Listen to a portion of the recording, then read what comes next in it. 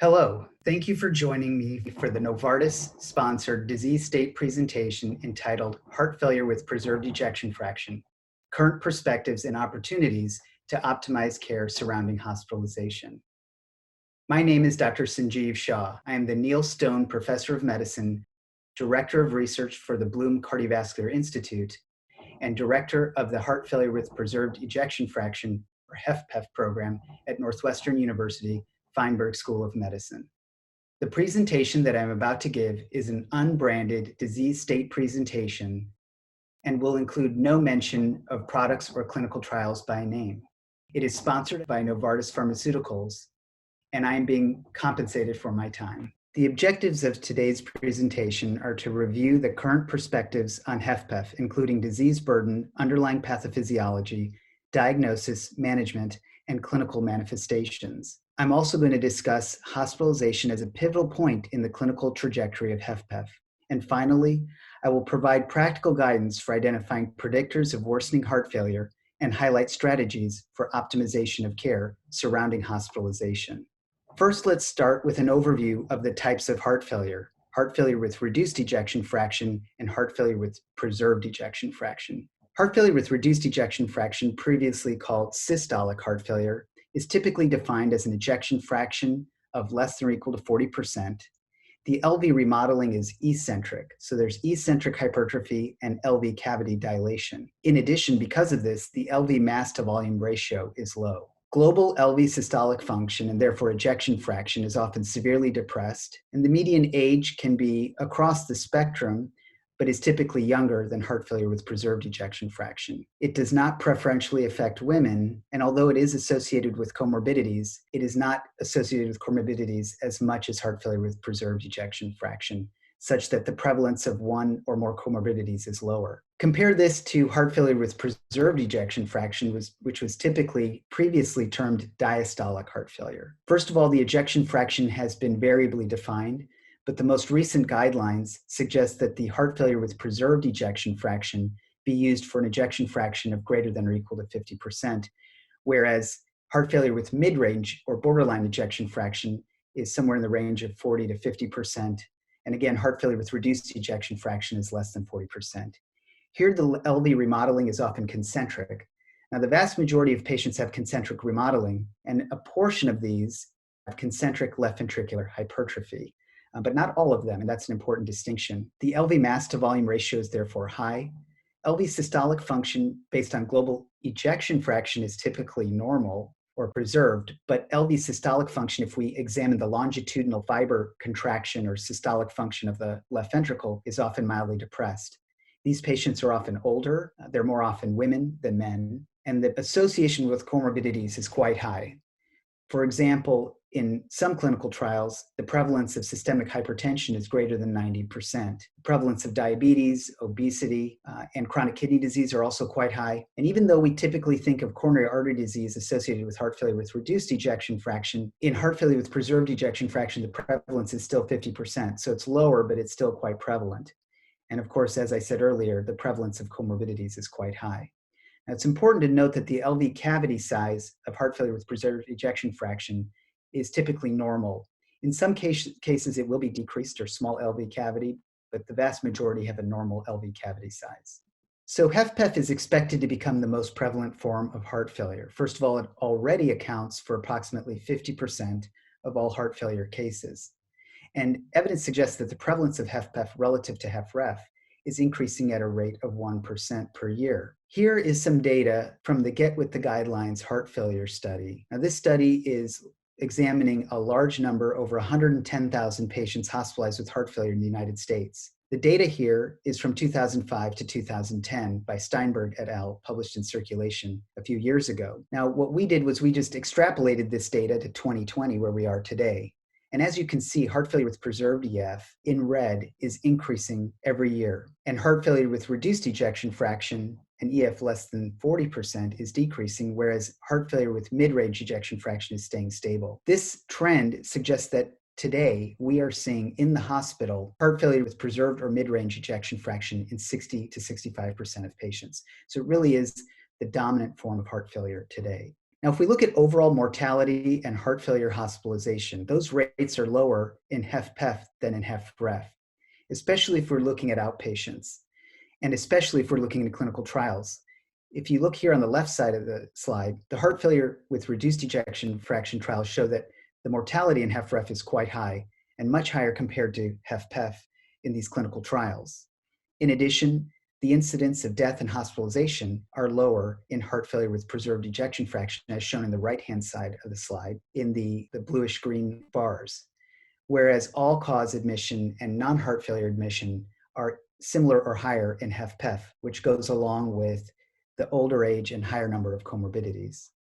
That said, when we look at after hospitalization, what happens after hospitalization for heart failure?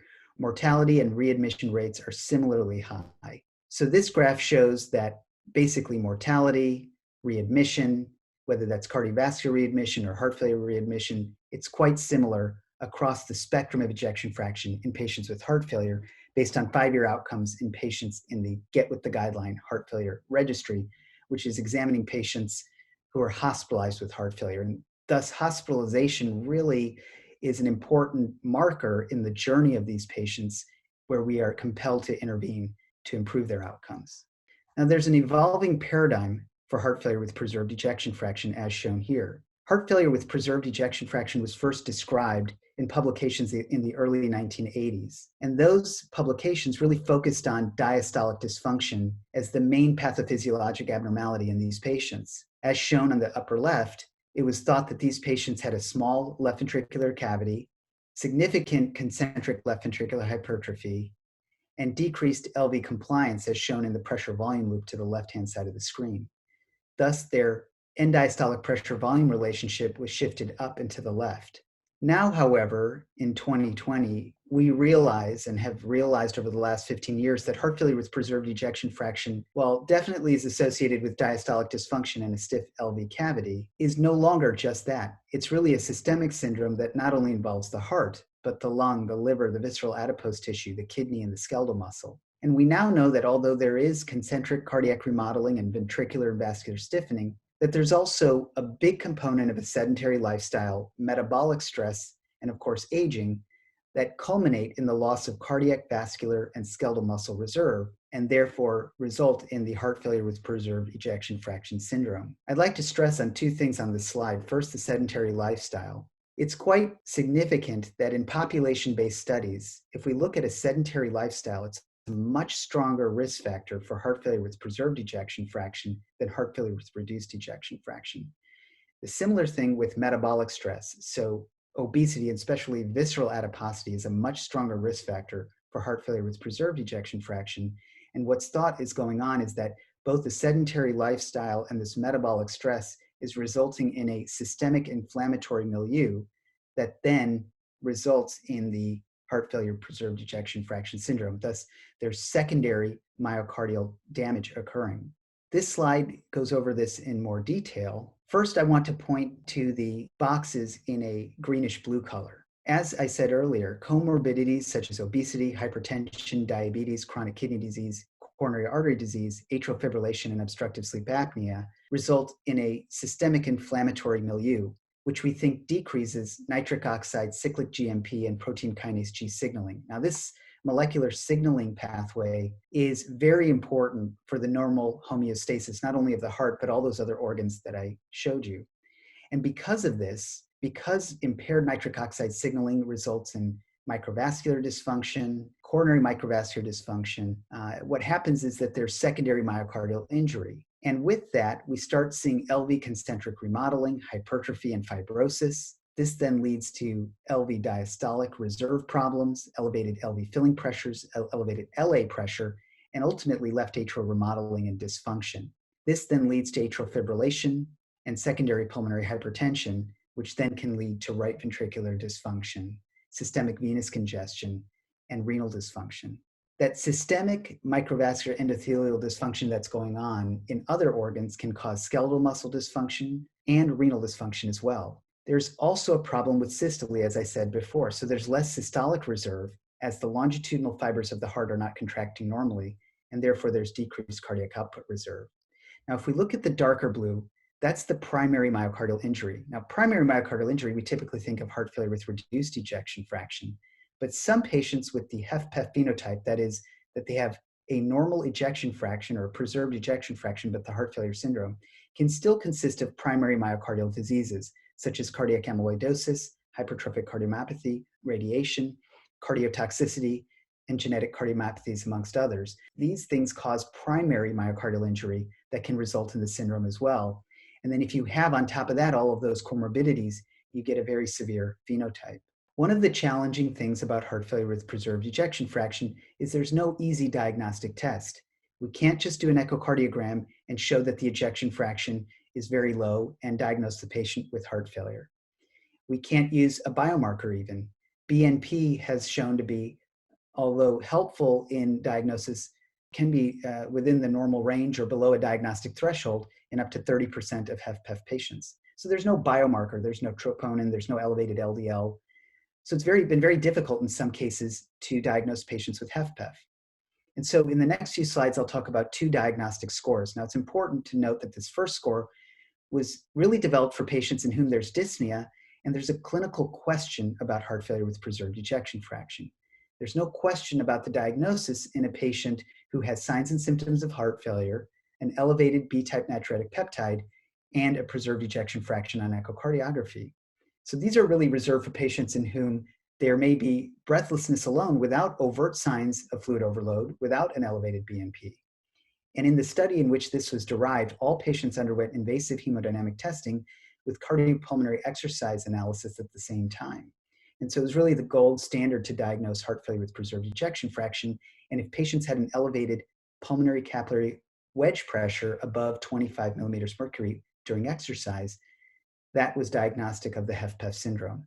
So these investigators found that the H2F-PEF score really helped them diagnose patients, and this was validated prospectively in a separate cohort of patients. So what is the H2F-PEF score? It's very easy.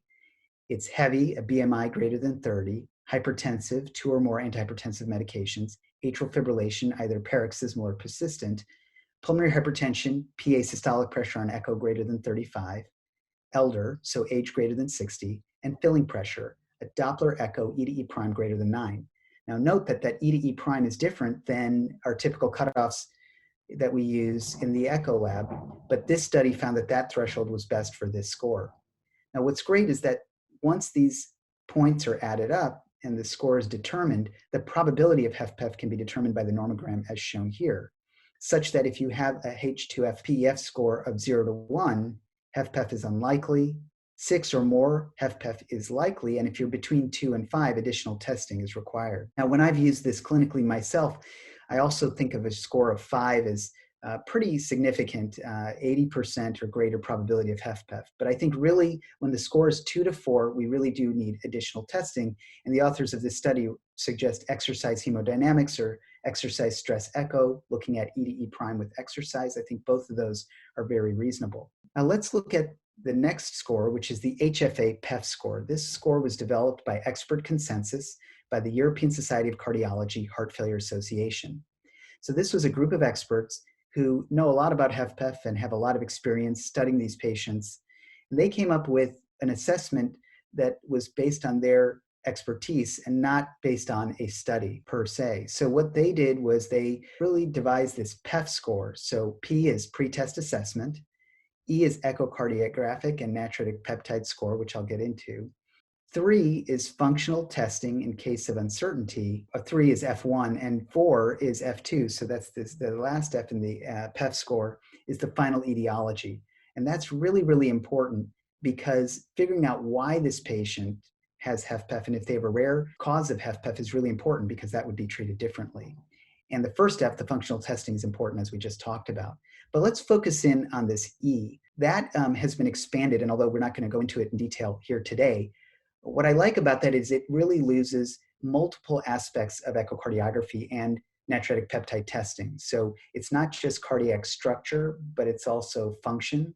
So things like PA pressure, filling pressures, and E prime velocity and longitudinal strain of the left ventricle, and then adds it to the natriuretic peptides. And natriuretic peptides thresholds are quite low, and consistent with what we know about HFpEF today. So if you have a patient with dyspnea and you do the clinical evaluation and standard diagnostic tests, you then apply the HFA-PEF score, and if it's intermediate or high, you either do non-invasive or invasive diastolic stress testing or go straight to the diagnosis and then determine the etiology.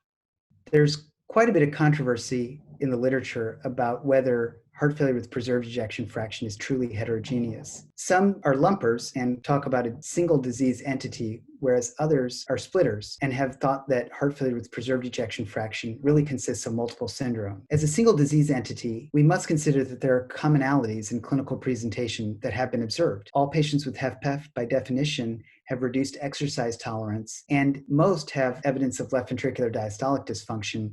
And of course, they have a preserved ejection fraction. And there has been a proposed unifying hypothesis that there's a comorbidity-driven systemic pro-inflammatory state that drives a series of events leading to myocardial remodeling and dysfunction. On the other hand, some have argued that HFpEF is heterogeneous and that there are multiple syndromes. Heterogeneous pathophysiologic abnormalities, also older age of the patients may indicate intersection of age-related changes with heterogeneous pathophysiologic processes resulting in the syndrome. It is well known that patients with HFpEF display a wide spectrum of clinical phenotypes, and the results from large-scale clinical trials of HFpEF have been largely neutral. Finally, there is no universal animal model that has been identified that truly represents HFpEF. Here are some ways where we may classify the heterogeneous HFpEF syndrome, which may assist in diagnosis and management.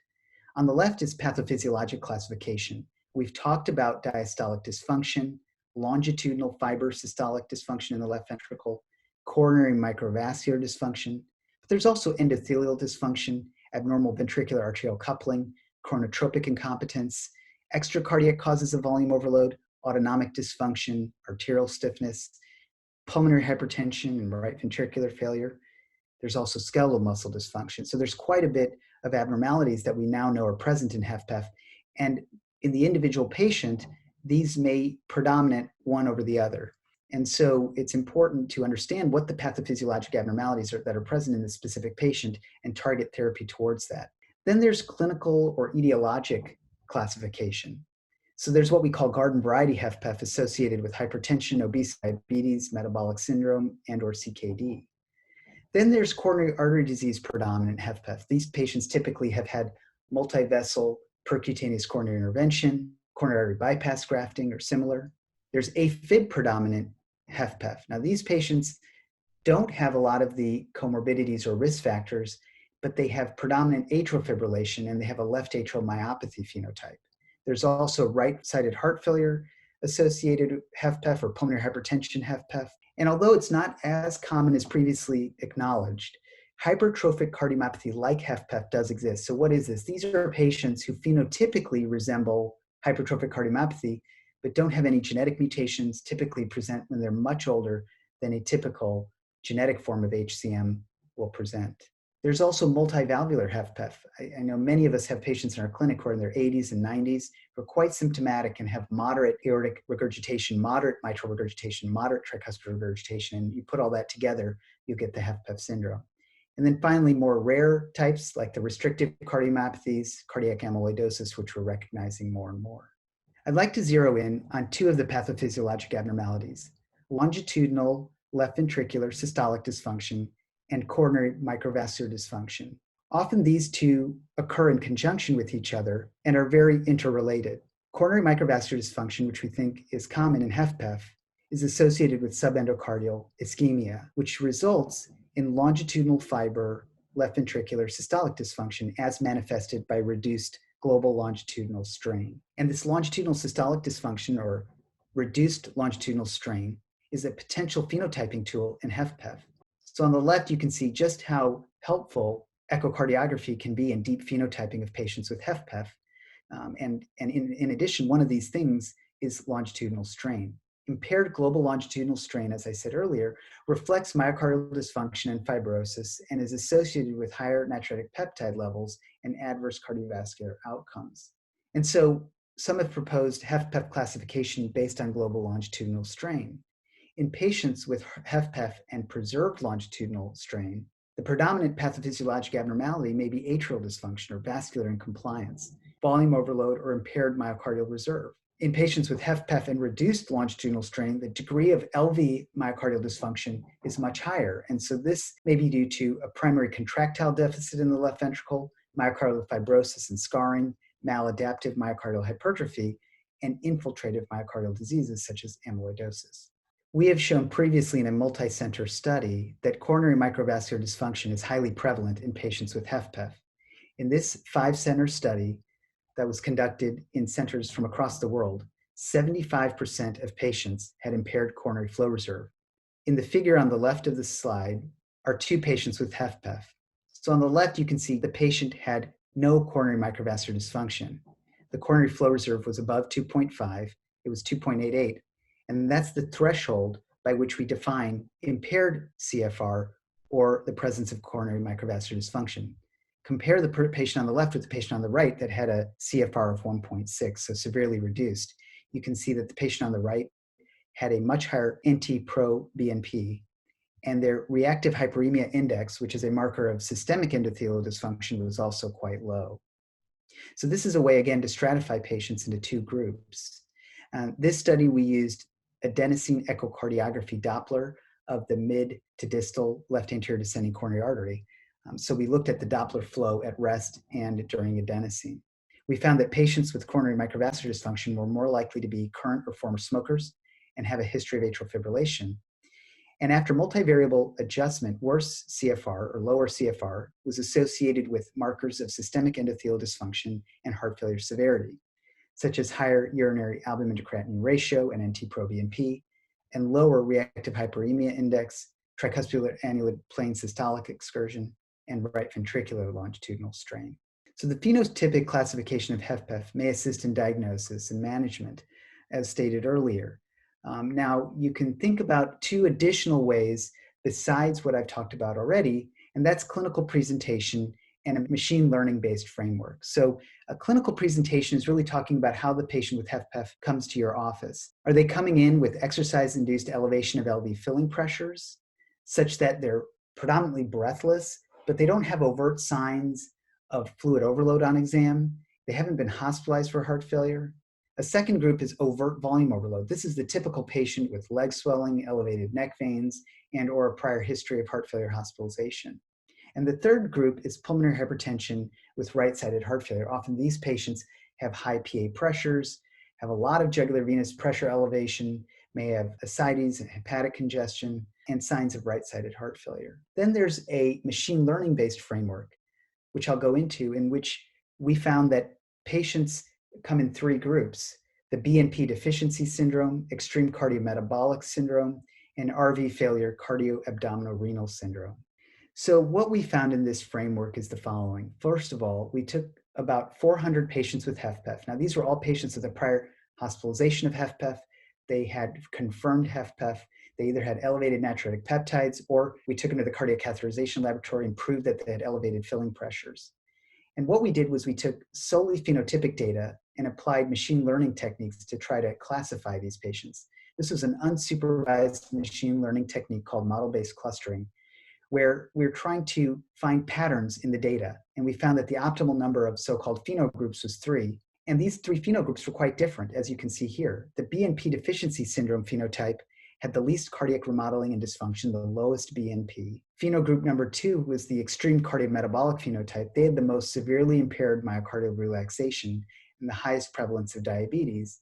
And phenogroup number 3, the RV failure cardioabdominal renal syndrome phenotype, had the most severe electrocardiac remodeling, the most severe RV dysfunction, and the most severe renal dysfunction. So as you can expect, their survival was quite different. And the ones in phenogroup 3 were the most at risk, followed by phenogroup 2, and the least risk was phenogroup 1. Now, a quick note about this BNP deficiency syndrome phenotype. There's compelling evidence that some patients, either for genetic reasons, obesity, African ancestry, increased androgenicity in women, and other reasons, may have an innate deficiency of BNP. BNP is a hormone, just like any other hormonal disorder. There may be some patients with too high a level or too low a level. And there's certainly patients out there who have a deficiency in BNP. And those patients, therefore, cannot vasodilate properly, they can't diurese properly, And so they're at risk for the syndrome, especially at younger ages. In addition, although it's not commonly known, natriuretic peptides play a big role in lipolysis. And so if you don't have enough natriuretic peptides, you'll actually gain weight. And if you have increased adipose tissue, you'll clear more natriuretic peptides, because that's where the natriuretic peptide clearance receptor is, and it's a vicious cycle. So we do think that that's a real syndrome and has to be potentially treated in ways other than what we've been testing thus far. Current guideline-directed management of HFpEF focuses on symptoms and comorbidities. No treatment has yet been convincingly shown to reduce morbidity or mortality in patients with HFpEF. Thus, the goals are to alleviate symptoms and improve well-being and manage comorbidities. There's evidence that diuretics improve congestion symptoms, and this is consistent across the ejection fraction spectrum within patients with heart failure.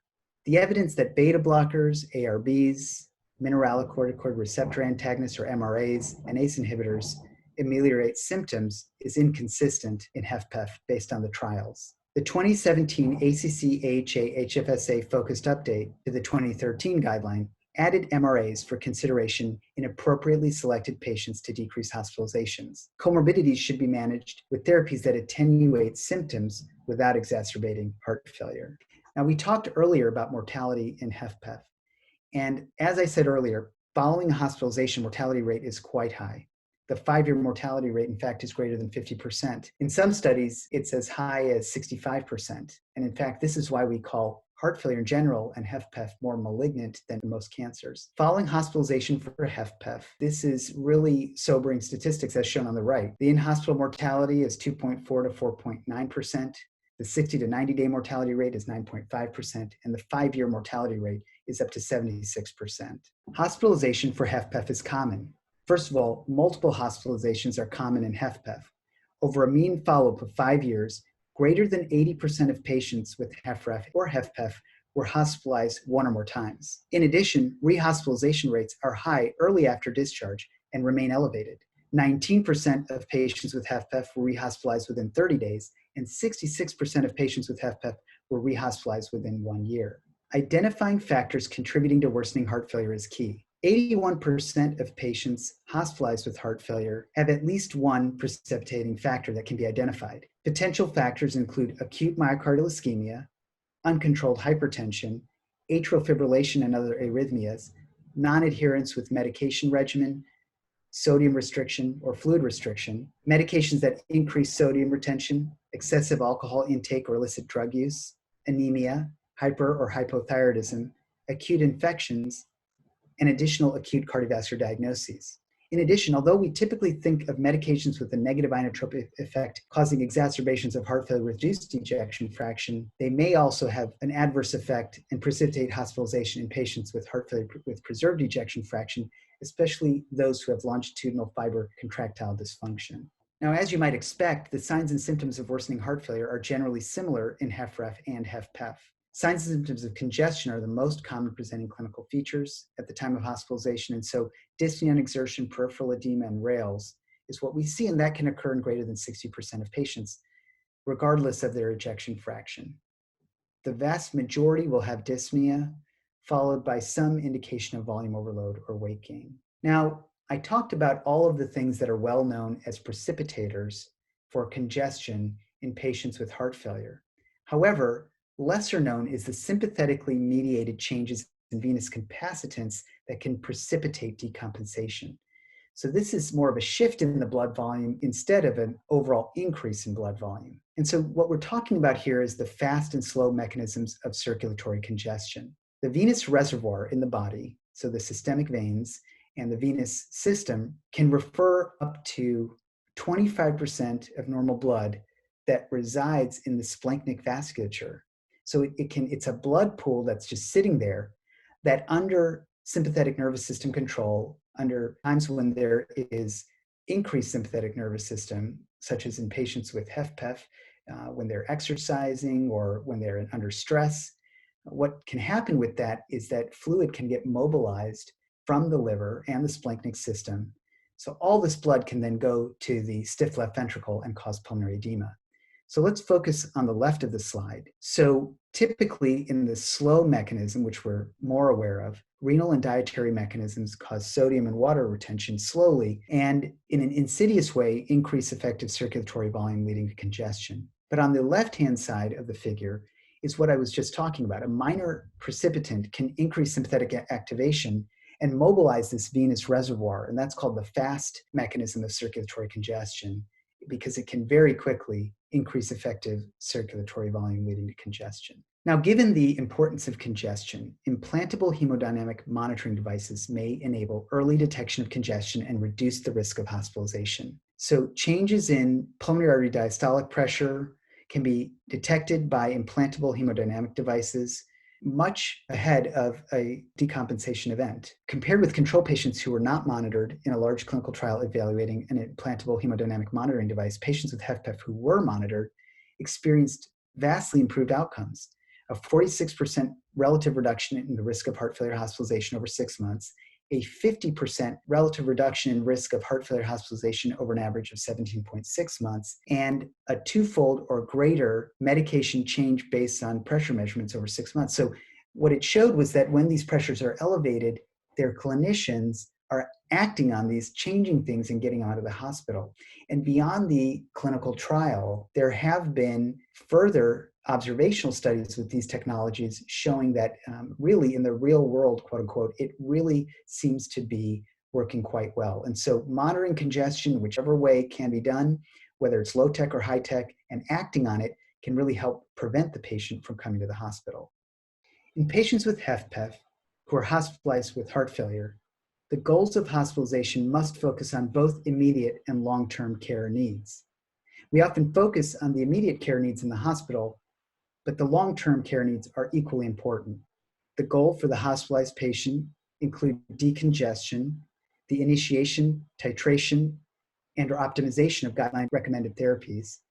Importantly, we must evaluate the primary etiology of heart disease. It baffles me that when patients with HFpEF get hospitalized, oftentimes the knee-jerk reaction is for clinicians to throw their arms up and say that it's diastolic heart failure and nothing can be done about it. Well, would you ever imagine in heart failure with reduced ejection fraction not looking into the etiology? We must evaluate for coronary disease. We must examine whether there are factors that are contributing to the syndrome. And of course, we want to rule out rare causes or relatively rare causes like cardiac amyloidosis. We want to identify all contributing factors of decompensation that can be managed. We, of course, want to manage comorbid conditions because these are often the things that exacerbate and lead to heart failure hospitalization. And finally, we want to identify barriers to care, limitations to post-discharge support and adherence, and patient education needs so that we can determine prognosis for the patients at highest risk, because we want to identify these high-risk patients who need closer follow-up. In-hospital clinical trajectories can be identified with a thorough evaluation. So I think a lot of this is common sense stuff. Determinants of their clinical trajectory. Of course, how severe are their symptoms? How many clinical signs and how severe are those clinical signs? What are their laboratory markers like BNP or troponin? What are their complications? Are they there and what are they? We need to assess and treat their comorbidities. Obviously, a patient with a lot of comorbidities that are active is going to be at much higher risk. And then we need to align their treatment with their goals of care. And so once we can kind of predict their trajectory and see how it's playing out, they may be improving towards a target. They may be initially improving and then stalled, or they're not improving or worsening. So if they're improving towards the target, we need to continue towards decongestion. If on track to reach decongestion, we need to consider optimization of guideline-directed medical therapy. Now, I'll make a note here. Oftentimes what happens in patients hospitalized with heart failure of any kind, but especially HFpEF, where there's oftentimes concomitant chronic kidney disease, with diuresis, the creatinine will go up. And oftentimes the knee-jerk reaction is to stop diuretics or even give fluids back. And the worst thing that can happen is the patient gets discharged inadequately decongested. Here we need to remember that a vast majority of these cases is simply hemoconcentration. So what's happening is as we remove fluid, creatinine is getting hemoconcentrated, and thus GFR, which is calculated based on creatinine, is going down. But when in fact the patient's actually improving. If we look at other markers of hemoconcentration, such as the hematocrit, total protein, if those are going up, those are additional signs of hemoconcentration. If hemoconcentration is happening in the hospitalized heart failure patient, it doesn't matter what happens to the creatinine, they're going to do better. It's in the patients who have true worsening renal failure without hemoconcentration due to some renal injury Maybe they were on a nephrotoxic medication. Those are the patients that do worse. And that's really, really important because oftentimes, because of this creatinine bump, patients are not getting decongested fully. In fact, if I see one of my patients come into the hospital with a normal or relatively normal creatinine and they have HFpEF, I often think that they're very volume overloaded because almost no patient with HFpEF will have normal renal function. Well, let's look at the gray and purple boxes.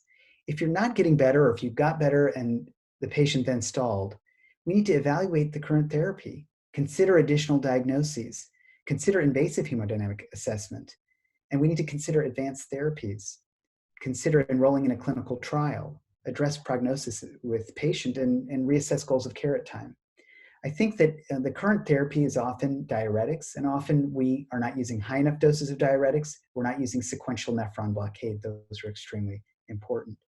Now, we know that decongestion is the primary target of management, especially in HFpEF. This quadrant has been developed primarily for patients with heart failure with reduced ejection fraction, but we can take a look at it. There are occasional situations in which patients with HFpEF will be dry and cold, especially if they have a restrictive cardiomyopathy, maybe they have amyloidosis. But by far, what we're seeing is wet and warm and wet and cold.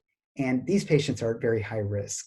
Obviously, if they have HFrEF, we know that, but with HFpEF as well. So here are some principles for monitoring decongestion in hospitalized patients. As I said earlier, persistent congestion in patients hospitalized with heart failure is associated with increased risk for mortality and rehospitalization. And as I said earlier as well, a temporary increase in serum creatinine in the context of effective decongestion is not associated with adverse outcomes.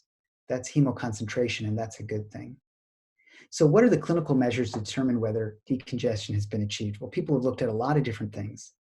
First of all, there are simple things. We want resolution of signs and symptoms of congestion, including all of those physical exam signs that are shown on the left-hand side of your slide. But then there's objective imaging, laboratory, and hemodynamic measures. So there are many echocardiographic measures: left and right atrial area or volume, E to E prime ratio, PA systolic pressure, IVC diameter.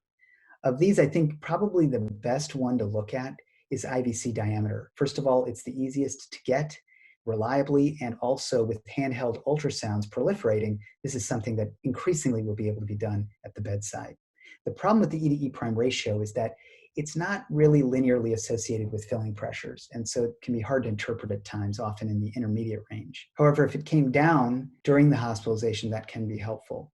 Hemoglobin or hematocrit levels can be helpful. If those are going up, that's a good sign. Natriuretic peptide levels, if they're going down, that's a good sign. And when in doubt, I often will do invasive hemodynamics, especially in that recurrently hospitalized patient, because I want to make sure that when I think that they're adequately decongested, they are adequately decongested. I'll first start with an echo, but if I'm not sure, I will have a low threshold to do invasive hemodynamics. We don't want to send them home until they're properly decongested.